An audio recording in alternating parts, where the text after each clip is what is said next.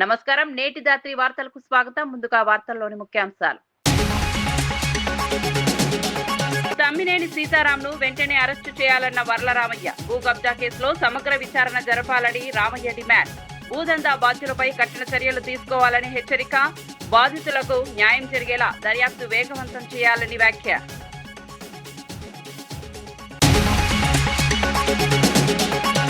ఎల్నివో ప్రభావంపై అధికారులకు పట్టి కీలక ఆదేశాలు. ప్రత్యామ్నాయ పంటలను ప్రోత్సహించాలని అధికారులకు సూచన. త్రాగునీరు, సాగునీటిపై సమగ్ర కార్యాచరణకు పట్టి ఆదేశం. ఎల్నివో ప్రభావాన్ని ముందుగానే అంచనా వేయాలని సూచన.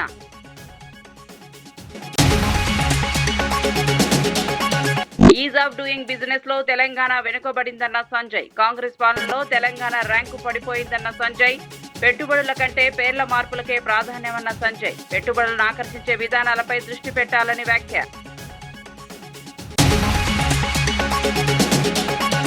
కాగ్ నివేదికతో ప్రభుత్వ వైఫల్యం బయటపడిందన్న శ్రవణ్ దాసోజు. 12,000 కోట్ల రెవెన్యూ లోటుపై ప్రభుత్వాన్ని నిలదీసిన శ్రవణ్. రేవంత్ పాలనతో రాష్ట్ర ఆర్థిక వ్యవస్థ దెబ్బతిందన్న శ్రవణ్. ప్రజా సమస్యల కంటే రాజకీయాలకే ప్రభుత్వం పరిమితమన్న వ్యాఖ్య.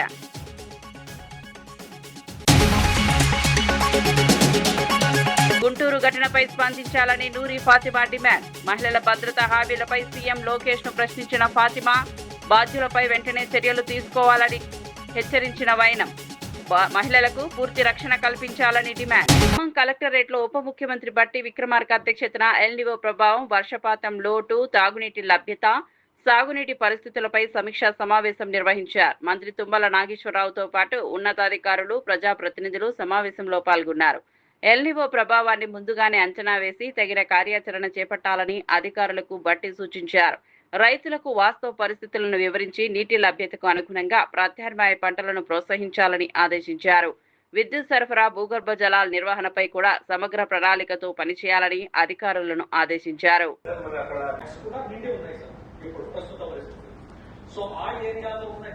దాటి ఒకవేళ వాళ్ళు వేసినట్టయితే సార్ పంట బర్న్ అయిపోతుంది సార్. మళ్ళీ ఆకులు అనే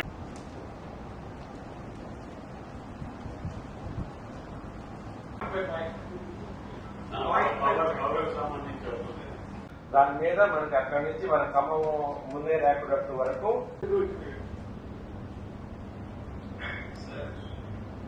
ఆల్మోస్ట్ ముందే ర్యాపిడక్ట్ దాటి రైల్వే అది కూడా అక్కడ దాకా వెళ్తాయి సార్. ఒక 20% సో నత్రజని కొంచెం అదనంగా వేసుకున్నట్టయితే స్పెషల్ ఆఫీసర్ గా వచ్చి ఈ అత్యవసర సమావేశానికి గత 3 నెలలుగా ఏప్రిల్ మాసం నుంచి చేతిలో ఎంతవరకు శక్తి ఉంటే అంతవరకు ఈ యొక్క వర్షం ఎక్కువ సార్. సో ఏ మండలానికి ఆ మండలం డేటా మనం ఈ విధంగా అందిస్తే బాగుంటుంది సార్. తర్వాత పంటల సాగు పరిస్థితి కూడా కోఆర్డినేషన్ కమిటీ కరెక్ట్ గా మా దృష్టి చేసాగితే అర్బన్ ఏరియాస్ లో public health department, rural areas లో ఆర్డబ్ల్యూఎస్ డిపార్ట్మెంట్, పంచాయతీరాజ్ నుంచి చూస్తా ఉన్నారు. కావాల్సినటువంటి సలహాలు ఇచ్చుకుంటూనే అవేర్నెస్ క్రియేట్ చేయాలి. సలహాలు పాటించే అవకాశం ఉంటుంది సార్.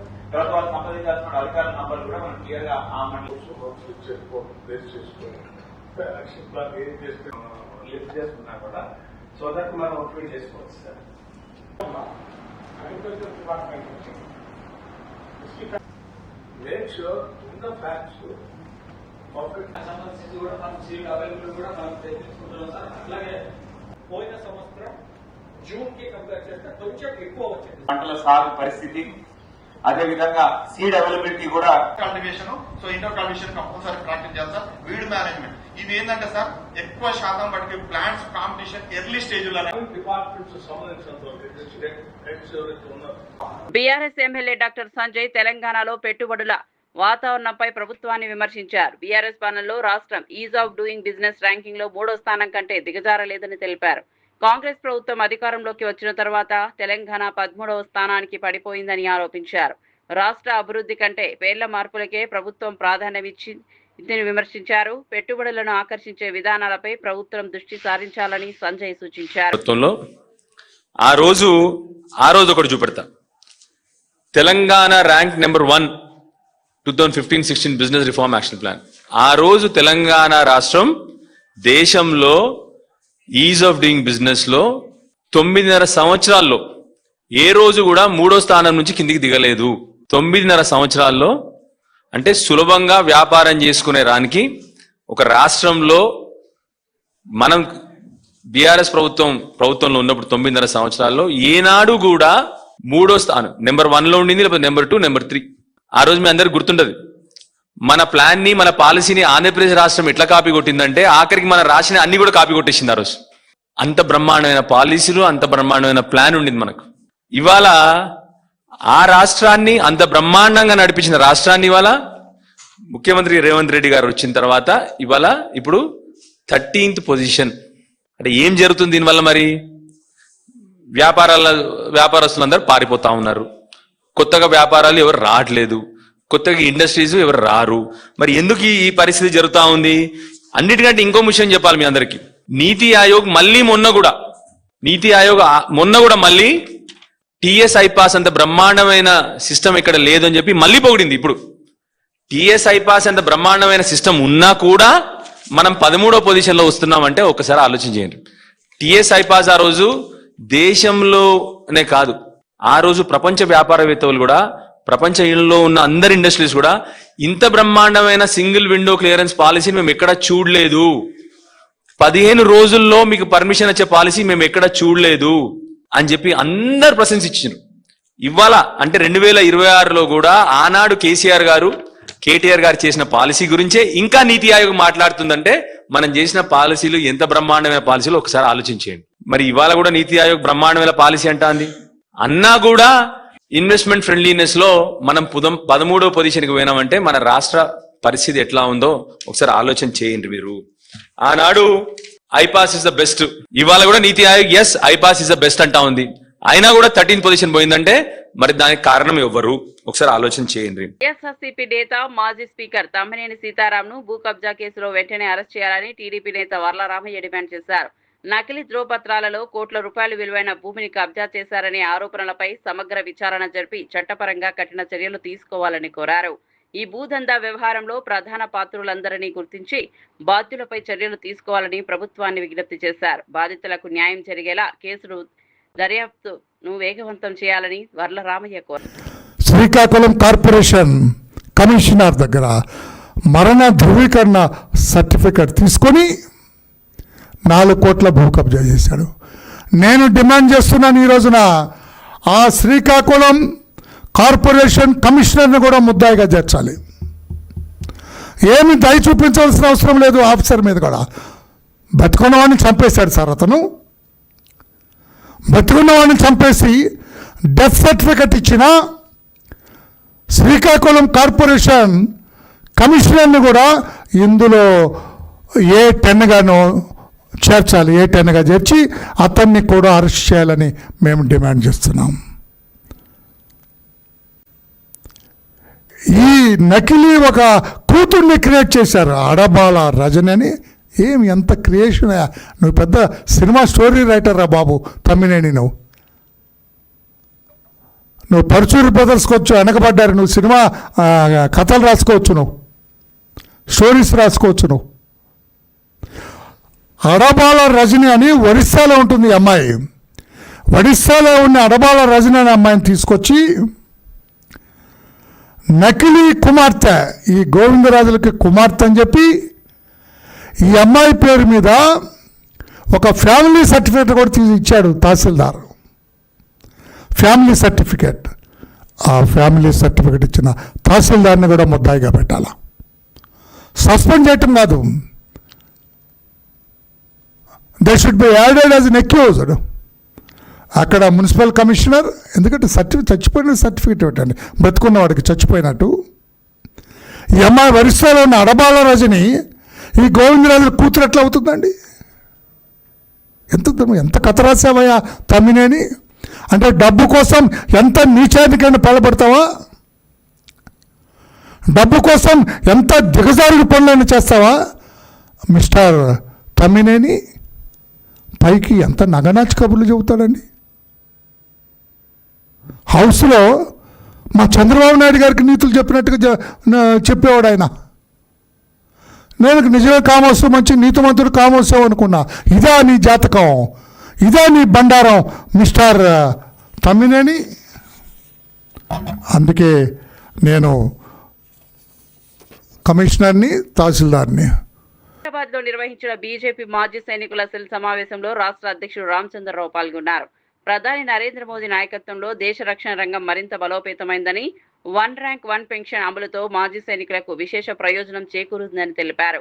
మాజీ సైనికులు తమ సమస్యల పరిష్కారంతో పాటు దేశ అభివృద్ధిలోనూ చురుకుగా భాగస్వాములు కావాలని పిలుపునిచ్చారు.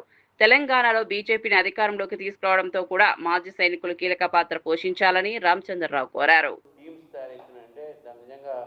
నేను కర్నూలు శ్రీనివాస్ గారిని నేను అభినందిస్తాను.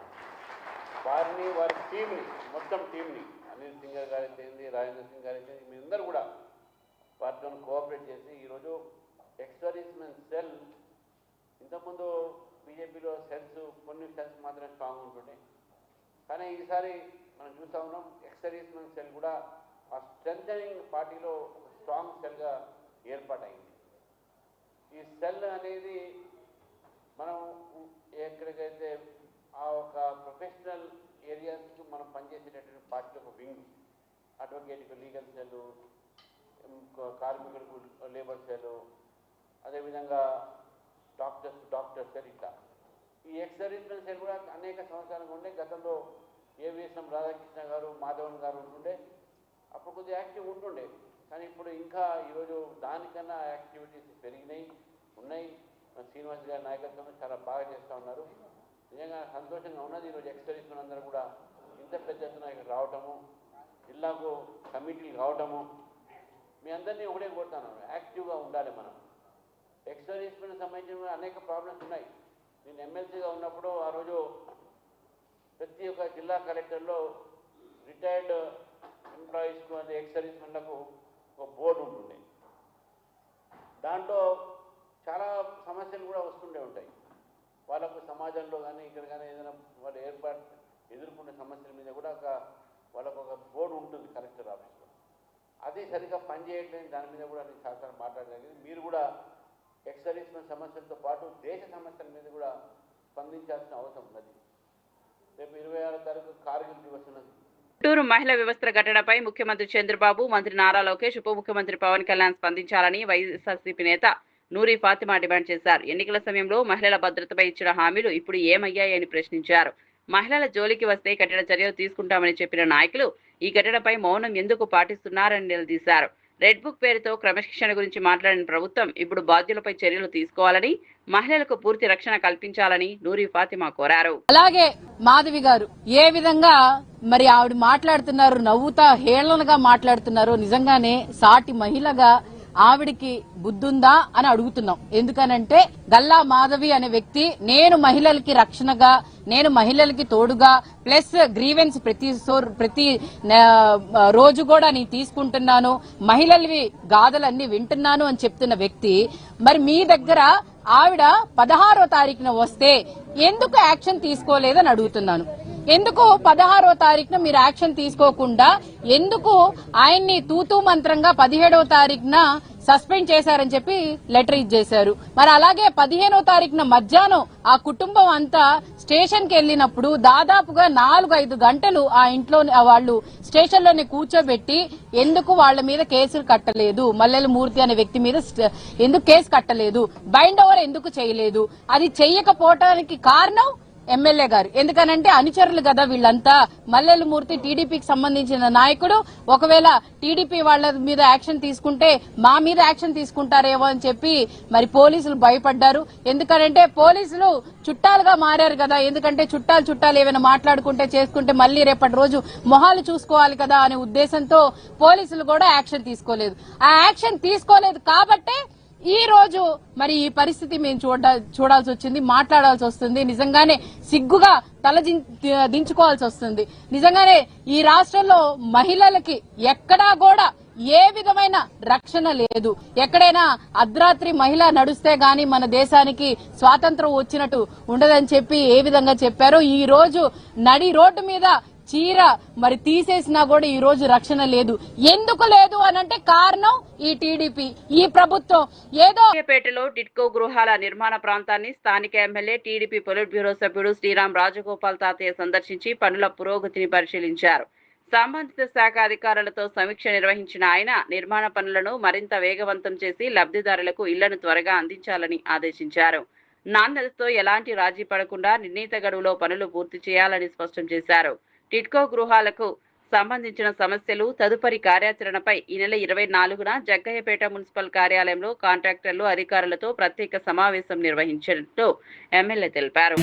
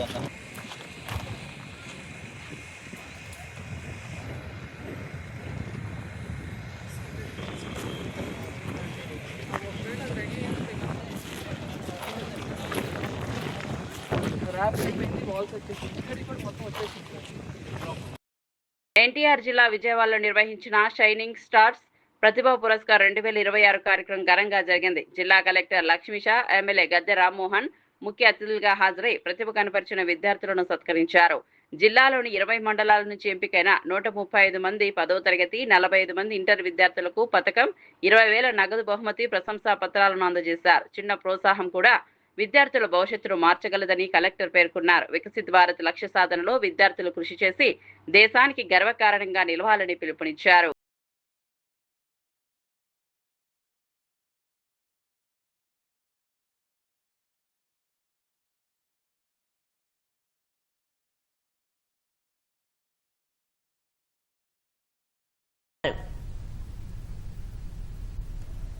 ముందున్న లక్ష్యాలు మనకు గుర్తు కావాలి. మనం ఇప్పుడు కూడా డెవలపింగ్ కంట్రీలో ఉంటున్నాము చెప్తుంటాం కదా. సో మనం డెవలప్డ్ కంట్రీ అయ్యేటప్పుడు, మనం వికసిత భారత్ అయ్యేటప్పుడు, మనం స్వర్ణాంధ్ర సాధన చేసేటప్పుడు అది చేయాలంటే ప్రతి ఒక్కరూ ఆ దిశలో అడుగులు పెట్టాలి, ప్రతి ఒక్కరూ ఆ దిశలో ఆలోచించాలి. ఇప్పుడు 10th, 9th చదువుతున్న పిల్లలు, ఇప్పుడు ఇంటర్ చదువుతున్న పిల్లలు, నేను ఒక డాక్టర్ అవ్వాలి, నేను ఒక IAS అవ్వాలి, నేను ఒక ఇంజనీర్ అవ్వాలి, ఇలాగా కళకని నెరవేరే వరకు దాని మీదే కృషి చేస్తారు కదా. అటువంటి కృషి ప్రతి ఒక్కరూ చేసినప్పుడే దేశం నంబర్ 1 అవుతుంది. ఇవాళ యువశక్తి అది ప్రధానమైన సంపద. దేశ పటిష్టంగా ఉందో అది కోట్లాది రూపాయలు కాదు, ఎన్ని మిలియన్ క్రోర్స్ కూడా సమానమైన శక్తి యువశక్తి. అలాంటి యువశక్తి నిర్వీర్యం కాకుండా చూసుకోవాల్సిన బాధ్యత తల్లిదండ్రుల మీదే కాదు, పిల్లల్లో కూడా పరివర్తన రావాలి. అందువల్ల నేను ముఖ్యంగా చెప్పేది, మీరందరూ ఎంత చదువుకుంటే అంత అవకాశాలు కల్పిస్తానికి ప్రభుత్వం సిద్ధంగా ఉంది. మీ తల్లి పడే కష్టం చూడండి, మంచి పౌరులుగా సమాజంలో తయారవ్వాలి. అదే నారా చంద్రబాబు నాయుడు గారు, పవన్ కళ్యాణ్ గారు లెక్క లక్ష్యం అని మీ అందరికీ తెలియజేస్తున్నాను. మహిళను వివస్త్రణ చేసిన ఘటనపై కృష్ణా జిల్లా పరిషత్ చైర్పర్సన్ ఉప్పాల హారిక తీవ్ర విమర్శలు చేశారు. మహిళపై చేయి వేస్తే అదే అతనికి చివరి రోజు అని చెప్పిన ముఖ్యమంత్రి చంద్రబాబు ఈ ఘటనలో ఆరోపణలు ఎదుర్కొంటున్న టీడీపీ నేత మూర్తిపై ఎందుకు చర్యలు తీసుకోవడం లేదని ప్రశ్నించారు. మహిళల భద్రతపై ప్రభుత్వం చెప్పిన మాటల ఆచరణలో కనిపించడం లేదన్నారు. బాధ్యులను కఠినంగా శిక్షించి మహిళలకు న్యాయం చేయాలని, ఇలాంటి ఘటనలు పునరావృతం కాకుండా ప్రభుత్వం స్పష్టమైన చర్యలు తీసుకోవాలని ఉప్పాల హారిక కోరారు. శైలజ గారు వీరిద్దరూ కూడా ఏంటి రాజకీయం చేస్తున్నామని మాట్లాడుతున్నారు, కానీ వాళ్ళు తీసుకోవాల్సిన యాక్షన్ మీద ఎటువంటి రిపోర్టు లేదు. ప్రతి ఒక్కరికి కూడా పారదర్శకంగా మీరు ఏం చేశారు అనేది కళ్ళకు కట్టినట్టు కనిపిస్తా ఉంది. వీడియోస్ అన్ని ప్రూఫ్లుగా బయటకు వచ్చిన తర్వాత మీరు యాక్షన్ తీసుకున్నారు. ఆవిడ మధ్యాహ్నం పూటే వెళ్లి మేము కంప్లైంట్ ఇచ్చాము, నా గాజులన్నీ పగిలిపోయి నాకు రక్తం కారుతా ఉంది, మేము వెళ్లి కంప్లైంట్ ఇస్తే కూడా మీరు ముందు వెళ్లేసి హాస్పిటల్కి వెళ్ళండి అని చెప్పారు. హాస్పిటల్ నుంచి వచ్చేసరికి మళ్ళీ ఈ విధంగా మా పైన దాడి చేశారు అని చెప్పి బోరున ఏడుస్తోందామా. ఆమెకి నిజంగా మీరు రక్షణ కల్పించినట్లయితే ఆ రోజు ఇలాంటి దరిద్రమైన సంఘటన జరిగి ఉండేది కాదు కదా. ముందే మీరు యాక్షన్ తీసుకున్నట్లయితే ఆమెకి ఈ రోజు ఇలా వివస్త్రం చేసి అవమానం జరిగేలాగా జరిగి ఉండేది కాదు.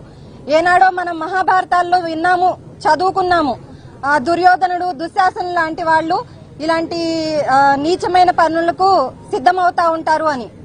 అది చదువుకున్నాం కానీ విన్నాం కానీ మనం అయితే కళ్ళకు కట్టినట్టు చూసింది ఈ ప్రభుత్వంలో మాత్రమే అని నేను చెప్తున్నాను డంకాపదంగా. ఎందుకంటే ఈ రోజు ఇక్కడ జరిగింది, మొన్న నెల్లూరులో జరిగింది, ఎక్కడ చూసినా సరే మహిళల పైన విపరీతమైన దాడులు, అవమానాలు, అత్యాచారాలు. ఎక్కడ చూసినా టీడీపీ ప్రభుత్వం అనగానే గుర్తొచ్చేది దాడులు, అవమానాలు, హత్యలు. ఇంకా చెప్పాలంటే ఈ రాజకీయం కోసం మీరందరూ కూడా ఇంత దిగజారిపోతున్నారా అని నేను ప్రశ్నిస్తా ఉన్నాను. ఈ రోజు చంద్రబాబు నాయుడు గారు ఎవరైనా మహిళ పైన చేయి వేస్తే అదే ఆఖరి రోజు అని చెప్పారు. ఏది ఆ మల్లెల మూర్తి అనే అతనికి అదే ఆఖరి రోజు ఎందుకు అవ్వలేదని మేమందరం కూడా సూటిగా ప్రశ్నిస్తా ఉన్నాము. మల్లెల మూర్తి అనే వ్యక్తి ఈ రోజు హాయిగా రిమాండ్ లో ఉన్నాడు. మీరెందుకు ఆయన అరెస్ట్ చేశారు? ప్రొటెక్షన్ కోసం ఆయన అరెస్ట్ చేశారు. యాక్షన్ తీసుకుందామని అయితే నాకు అనిపించట్లేదు, నాకే కాదు ఎవరికీ అనిపించట్లేదు. ఎందుకంటే బయట ఉంటే గొడవలు జరుగుతాయి, మళ్ళీ అతన్ని సేవ్ చేయడం కష్టం అవుతుంది అని చెప్పేసి తీసుకెళ్లి చక్కగా రిమాండ్ లో పెట్టారు. మీరు గనక నిజంగా చిత్తశుద్ధి ఉన్నట్లయితే గనక ముందుగా ఎవరైతే ఈ ఘటనకు పాల్పడ్డారో ఆ 9 మంది వ్యక్తుల మీద కూడా ఖచ్చితంగా స్ట్రింజెంట్ యాక్షన్ తీసుకొని అప్పుడు చెప్పండి మీరు మహిళలకు మేము ఈ గవర్నమెంట్ లో ప్రత్యేకమైన రక్షణను కల్పిస్తున్నాము అని చెప్పి. అంతేగాని అందరూ నవ్విపోతున్నారు. ఈ రోజు ఈ రాష్ట్రంలో జరిగే పాలన చూస్తుంటే నవ్విపోతున్నారు. సభ్య సమాజంలో ఉన్నామా లేక అడవిలో ఉన్నామా అని. పట్టపగలు నడి రోడ్డు మీద ఈ రకంగా బీఆర్ఎస్ ఎమ్మెల్సీ దాసోజు శ్రవణ్ తెలంగాణ ప్రభుత్వ ఆర్థిక పరిస్థితిపై తీవ్ర విమర్శలు చేశారు. తొలి 90 రోజుల ఆర్థిక సంవత్సర పరిపాలనలో 12,000 కోట్లకు పైగా రెవెన్యూ లోటు నమోదైందని కాగ్ నివేదిక స్పష్టం చేసిందన్నారు. ముఖ్యమంత్రి రేవంత్ రెడ్డి పరిపాలనా వైఫల్యాల వల్లే రాష్ట్ర ఆర్థిక వ్యవస్థ దెబ్బతింటోందని ఆరోపించారు. సంపద సృష్టించడంలో ప్రభుత్వం పూర్తిగా విఫలమైందని ఆరోపించారు. ప్రజల సమస్యల పరిష్కారంపై దృష్టి పెట్టకుండా రాజకీయ విమర్శలకే పరిమితం అవుతోందని శ్రవణ్ రాసోజు పేర్కొన్నారు. శక్తి సామ్రాజ్యం అవుతుంది, కానీ సొల్లు వాగుడు బూతు పురాణమే ఆయుధంగా మార్చుకున్న రేవంత్ రెడ్డి పాలనలో తెలంగాణ ఆర్థికంగా దివాళా తీస్తున్నటువంటి ఒక విషయం కఠిన వాస్తవంగా మారింది. చేతగాని పాలకుడికే కూతలు ఎక్కువ ఉంటాయి. చేతగాని పాలకుడికే తెలంగాణలో సామెత ఉంటుంది, మన తెలుగులో సామెత ఉంటుంది, చెల్లని రూపాయి గీతలు ఎక్కువ అని. అట్లా చేతగాని పాలకుడికే కూతలు ఎక్కువ, బూతులు ఎక్కువ. రేవంత్ రెడ్డికి కూడా అట్లనే పరిపాలన చేత కాదు, కానీ నోటు నిండా పచ్చి బూతులు, అబద్ధాలు మాట్లాడటం అనేది అలవాటుగా మారిపోయింది. పైసలు ప్రజలకు సంపద సృష్టించే తెలివి లేదు. బూతు పురాణం మాత్రమే పరిపాలన విధానం అన్నట్లుగా ఇవాళ రేవంత్ రెడ్డి గారు వ్యవహరిస్తా ఉన్నారు.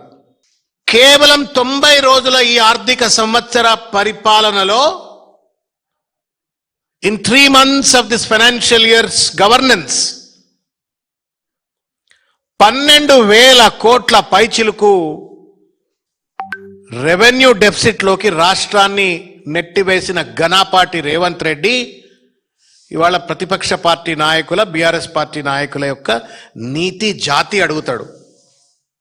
సంపద సృష్టించలేని రేవంత్ రెడ్డి గారు, మీ జాతి ఏందబ్బా? పాలకుడి యొక్క పటేల్గిరి ఎక్కడుంటుందా అంటే సంపద సృష్టించడంలో. నువ్వు డబ్బులు సృష్టించలేకపోతా ఉన్నావు, ఇచ్చిన వాగ్దానాలు అమలు చేయలేకపోతా ఉన్నావు, రాష్ట్రాన్ని ఆర్థికంగా అతలాకుతలం చేస్తా ఉన్నావు. హోంమంత్రి అనితపై చేసిన వ్యాఖ్యలకు వైఎస్ఆర్సీపీ నేత అంబటి రాంబాబు బేషరతుగా క్షమాపణ చెప్పాలని ఎంఆర్పీఎస్ జాతీయ అధ్యక్షుడు మున్నంగి నాగరాజు డిమాండ్ చేశారు. దళిత మహిళా మంత్రిగా ఉన్న అనితను అవమానించడాన్ని మాదిగ సమాజం సహించబోదని హెచ్చరించారు. అధికారికంగా క్షమాపణ చెప్పే వరకు అంబటి రాంబాబును వదిలిపెట్టబోమన్నారు. అలాగే వైఎస్ఆర్సీపీ అధ్యక్షుడు జగన్ వెంటనే అంబటి రాంబాబుపై పార్టీ పరంగా క్రమశిక్షణ చర్యలు తీసుకోవాలని మున్నంగి నాగరాజు కోరారు. మాజీ మంత్రివర్యులు వైఎస్ఆర్ కాంగ్రెస్ పార్టీ అధికార ప్రతినిధిగా ఉండబడినటువంటి అంబటి రాంబాబు నిన్న ఆంధ్రప్రదేశ్ రాష్ట్ర హోంశాఖ మంత్రివర్యులు శ్రీమతి వంగలపూడి అనిత గారి మీద చేసినటువంటి వ్యాఖ్యలను బేషరతుగా వెనక్కి తీసుకోవాలని, అలాగే అనిత గారికి క్షమాపణ చెప్పాలని చెప్పేసి ఎంఆర్పీఎస్ జాతీయ రాష్ట్ర కమిటీల తరపున విజ్ఞప్తి చేస్తున్నాం. జగన్మోహన్ రెడ్డి గారు వెంటనే దీనిపై స్పందించి అంబటి రాంబాబు గారి చేత బేషరతుగా క్షమాపణ గాని చెప్పించకపోతే మీరు ఈ వ్యాఖ్యలను మీరు ప్రోత్సహిస్తున్నట్లుగా మేము భావించవలసి వస్తుంది.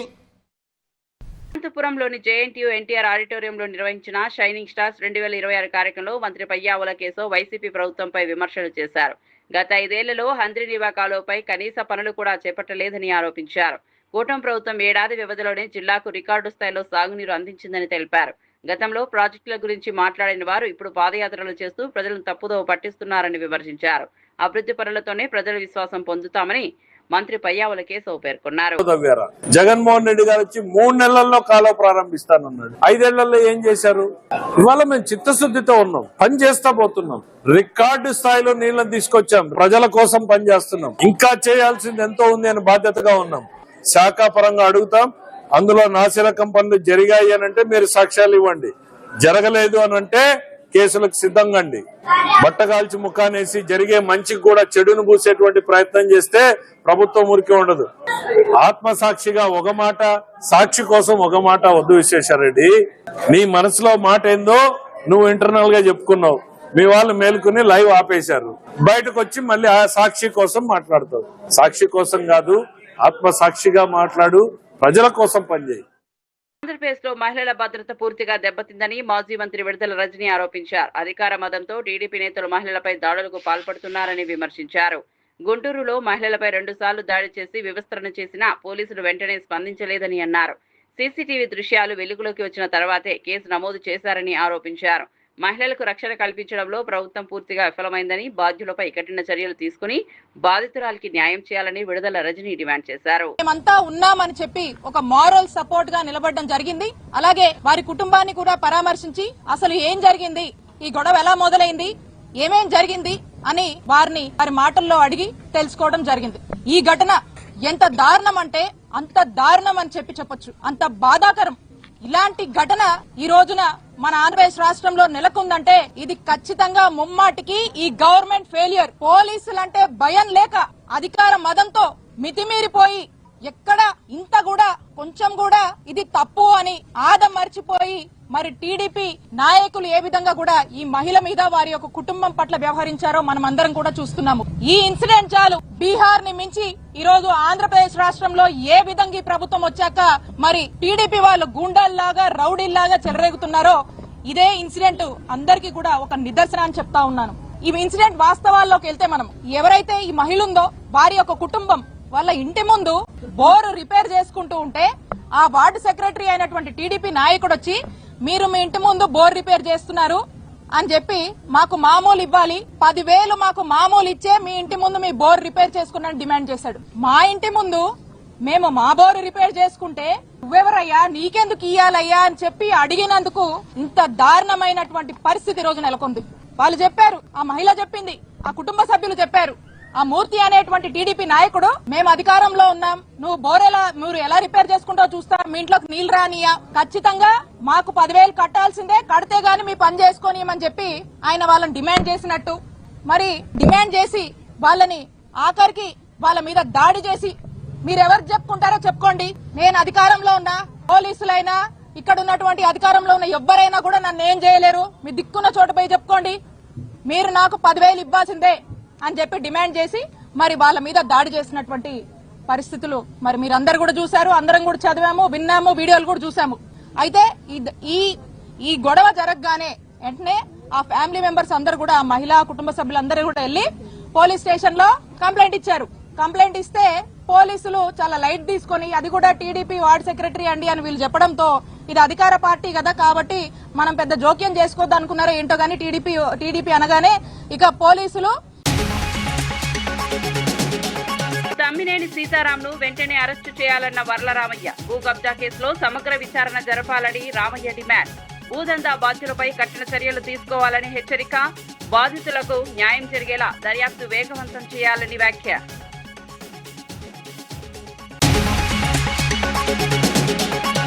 ఎల్నివో ప్రభావంపై అధికారులకు పట్టి కీలక ఆదేశాలు. ప్రత్యామ్నాయ పంటలను ప్రోత్సహించాలని అధికారులకు సూచన. త్రాగునీరు, సాగునీటిపై సమగ్ర కార్యాచరణకు బట్టి ఆదేశం. ఎల్నివో ప్రభావాన్ని ముందుగానే అంచనా వేయాలని సూచన.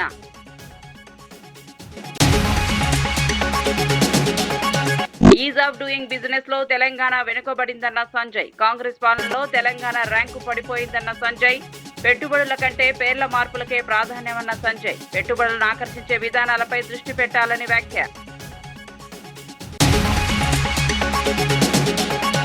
కాగ్ నివేదికతో ప్రభుత్వ వైఫల్యం బయటపడిందన్న శ్రవణ్ దాసోజు. 12,000 కోట్ల రెవెన్యూ లోటుపై ప్రభుత్వాన్ని నిలదీసిన శ్రవణ్. రేవంత్ పాలనతో రాష్ట్ర ఆర్థిక వ్యవస్థ దెబ్బతిందన్న శ్రవణ్. ప్రజా సమస్యల కంటే రాజకీయాలకే ప్రభుత్వం పరిమితమన్న వ్యాఖ్య.